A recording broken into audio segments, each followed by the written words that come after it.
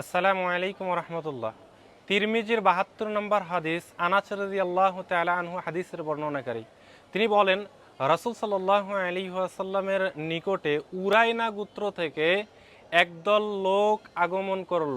অতঃপর উরাইনা গোত্রের লোকেরা মদিনায় আসার পর সেখানকার আবহাওয়া, সেখানকার পরিবেশ তাদের সাথে খাপ খেল না।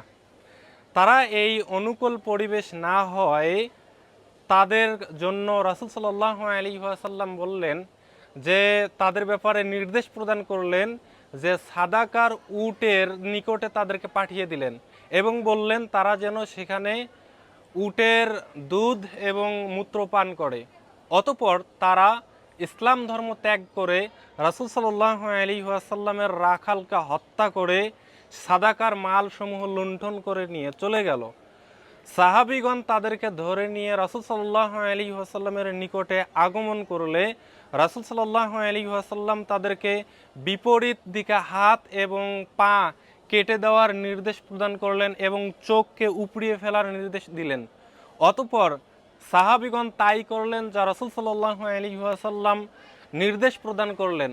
অতঃপর উত্তপ্ত রৌদ্রের উপরে শুইয়ে রেখে তাদেরকে এভাবে শাস্তি প্রদান করা হলো।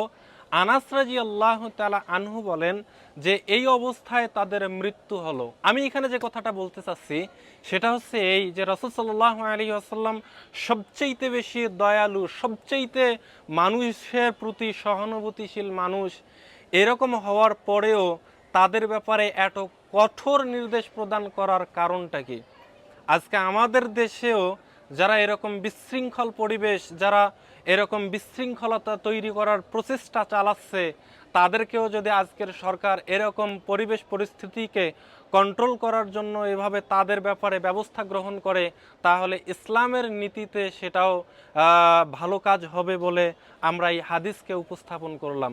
অতএব পৃথিবীর যে কোনো মানুষ যারা বিপর্যয় সৃষ্টি করার প্রচেষ্টা গ্রহণ করবে, পৃথিবীতে দাঙ্গা হাঙ্গামা সৃষ্টি করার বা পরিবেশ অবনতির দিকে নিয়ে যাওয়ার প্রচেষ্টা গ্রহণ করবে, তাদের ব্যাপারে যে কোনো দেশের যে কোনো সরকার তাদের ব্যাপারে এই প্রচেষ্টা গ্রহণ করে তাদেরকে শাস্তি প্রদান করার ক্ষমতা রাখে।